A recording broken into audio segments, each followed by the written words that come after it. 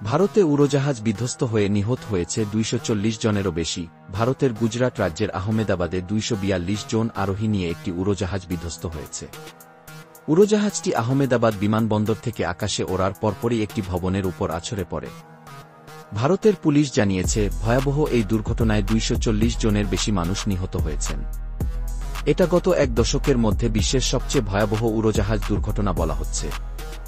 বিধ্বস্ত হওয়া উড়োজাহাজটি ভারতীয় এয়ারলাইন্স এয়ার ইন্ডিয়ার। বৃহস্পতিবার স্থানীয় সময় বেলা 1:39 আকাশে ওড়ে উড়োজাহাজটি। গন্তব্য ছিল যুক্তরাজ্যের রাজধানী লন্ডনের দক্ষিণে গ্যাটউইক বিমানবন্দর।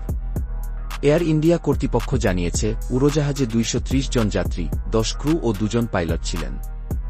যাত্রীদের মধ্যে ভারতের 169 জন, যুক্তরাজ্যের 53 জন, পর্তুগালের 7 জন ও কানাডার 1 জন নাগরিক ছিলেন।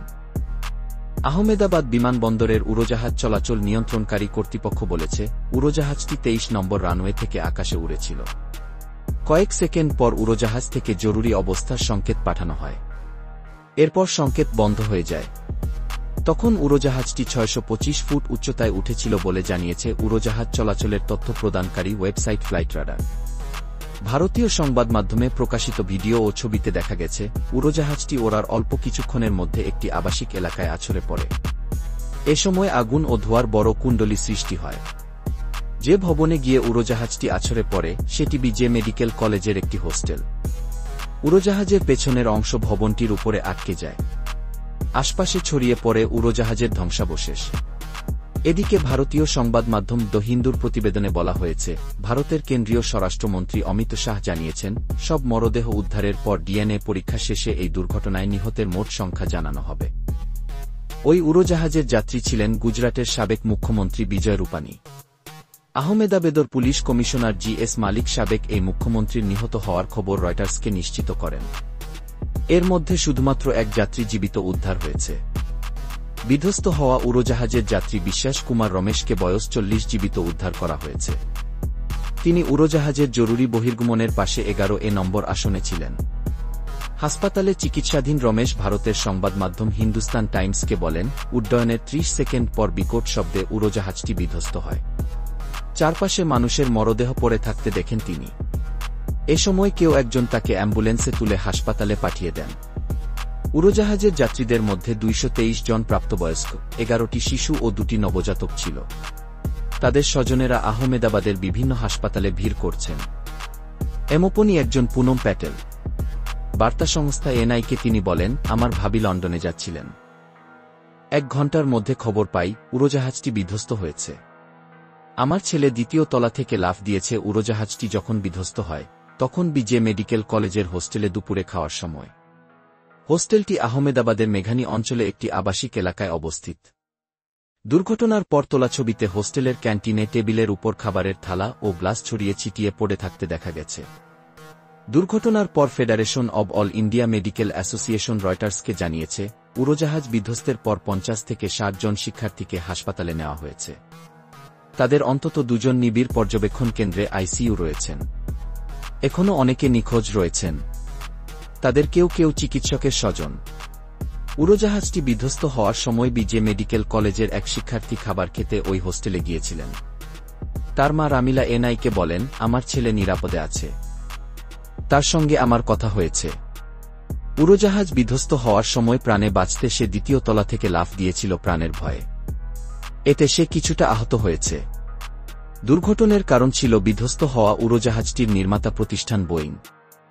787/7 মডেলের উড়োজাহাজটি ড্রিমলাইনার নামেও পরিচিত। যাত্রী পরিবহনের জন্য সবচেয়ে আধুনিক উড়োজাহাজগুলোর মধ্যে এটি একটি। যুক্তরাজ্যের ক্রানফিল্ড ইউনিভার্সিটির শিক্ষক গ্রাহাম ব্রাইথওয়েট বলেন, বিধ্বস্ত হওয়া এই উড়োজাহাজ 11 বছর আগে প্রথম আকাশে উড়েছিল। বিশ্বে 787 উড়োজাহাজ বিধ্বস্ত হওয়ার ঘটনা এই প্রথম। উড়োজাহাজ বিধ্বস্ত হওয়ার পর বোয়িংয়ের পক্ষ থেকে জানানো হয়েছে, তারা বিস্তারিত তথ্য সংগ্রহ করছে। এরই মধ্যে প্রতিষ্ঠানটির শেয়ারের দরে ধস নেমেছে। আর উড়োজাহাজের ইঞ্জিন নির্মাতা প্রতিষ্ঠান জি অ্যারোস্পেস বলেছে, উড়োজাহাজটির ককপিটের তথ্য বিশ্লেষণ করতে তারা একটি দল ভারতে পাঠাবে। উড়োজাহাজ বিধ্বস্ত হওয়ার কারণ খুঁজতে ভারতের সঙ্গে কাজ করবে যুক্তরাজ্য। বিধ্বস্ত উড়োজাহাজের প্রধান পাইলট ছিলেন ক্যাপ্টেন সুমিত সাবহারওয়াল ও সহকারী পাইলট ছিলেন ক্লাইভ কুন্ডার। ধারণা করা হচ্ছে আকাশে ওড়ার পরপরই সেটিতে বড় যান্ত্রিক ত্রুটি দেখা দেয়, ফলে দ্রুত নিচে নামতে গিয়ে সেটি দুর্ঘটনার কবলে পড়ে।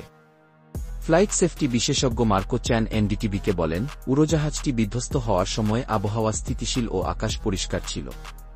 উড়োজাহাজটি বিধ্বস্ত হওয়ার সময়ের ভিডিও বিশ্লেষণ করে যুক্তরাষ্ট্রের উড়োজাহাজ নিরাপত্তা বিশেষজ্ঞ অ্যান্টনি ব্রিকহাউস বলেন, ভিডিওতে দেখা গেছে বিধ্বস্ত হওয়ার মুহূর্তে উড়োজাহাজের চাকা নিচে নামানো ছিল, অথচ এ সময় উড়োজাহাজ সাধারণত চাকা উপরে তুলে নেয়। এটি দেখে মনে হবে বিধ্বস্ত হওয়া উড়োজাহাজটি রানওয়ের দিকে এগিয়ে যাচ্ছিল। তবে আসলে উড়োজাহাজটিতে কি ঘটেছিল তা জানতে বিস্তারিত তদন্তের প্রয়োজন পড়বে। আন্তর্জাতিক উড়োজাহাজ চলাচল আইন অনুযায়ী এ ঘটনার তদন্ত করবে ভারতীয় কর্তৃপক্ষ। এতে সহায়তা করবে যুক্তরাষ্ট্রের ন্যাশনাল ট্রান্সপোর্টেশন সেফটি বোর্ড, কারণ উড়োজাহাজটির ইঞ্জিন যুক্তরাষ্ট্রে তৈরি। তদন্তে উড়োজাহাজটির ধ্বংসাবশেষ, রক্ষণাবেক্ষণের তথ্য, ব্ল্যাকবক্স ইত্যাদি খতিয়ে দেখা হবে। হিন্দুস্তান টাইমস এর খবরে বলা হয়, বিধ্বস্ত উড়োজাহাজের একটি ব্ল্যাকবক্স ইতিমধ্যে উদ্ধার করা হয়েছে। আরেক ব্ল্যাকবক্স উদ্ধারে অভিযান চালানো হচ্ছে। এদিকে নিহত ব্যক্তিদের পরিবারকে 1 কোটি করে রুপি দেবে tata company, air India tata গ্রুপের মালিকানাধীন একটি প্রতিষ্ঠান। উড়োজাহাজ বিধ্বস্ত হওয়ার পর গ্রুপটির পক্ষ থেকে জানানো হয়েছে, নিহত ব্যক্তিদের প্রতিটি পরিবারকে 1 কোটি রুপি সহায়তা দেবে তারা। বৃহস্পতিবার সন্ধ্যায় টাটা গ্রুপের চেয়ারম্যান এন চন্দ্রশেখরন এ ঘোষণা দেন বলে জানিয়েছে সংবাদমাধ্যম ইকোনমিক টাইমস ও বিবিসি। টাটা গ্রুপের পক্ষ থেকে জানানো হয়, দুর্ঘটনায় আহত ব্যক্তিদের চিকিৎসার যাবতীয় ব্যয় বহন করবে তারা। পাশাপাশি দুর্ঘটনায় ক্ষতিগ্রস্ত বিজে মেডিকেল কলেজের হোস্টেল পুনর্নির্মাণেও সহায়তা দেওয়া হবে। সামাজিক যোগাযোগ মাধ্যম এক্সে প্রকাশিত বিবৃতিতে চন্দ্রশেখরন বলেন, এই শোকের মুহূর্তে কোনো শব্দই যথেষ্ট নয়। আমরা নিহত ব্যক্তিদের পরিবারের প্রতি গভীর সমবেদনা জানাচ্ছি এবং আহতদের দ্রুত আরোগ্য কামনা করছি। প্রিয় চ্যানেলের দর্শক শ্রোতা, আপনাদের সর্বোচ্চ অনুরোধ করছি, আমরা সবাই অবশ্যই নামাজে বসে সকলের জন্য দোয়া করব অন্তর থেকে। আর চ্যানেলটি যারা এখনও সাবস্ক্রাইব করেননি তাদের কাছে অনুরোধ, এখনই সাবস্ক্রাইব করুন আর বেশি বেশি শেয়ার করে সকলের জন্য দোয়ার হাত বৃদ্ধি করুন। আমিন। সবাই সুস্থ থাকবেন। আল্লাহ হাফেজ।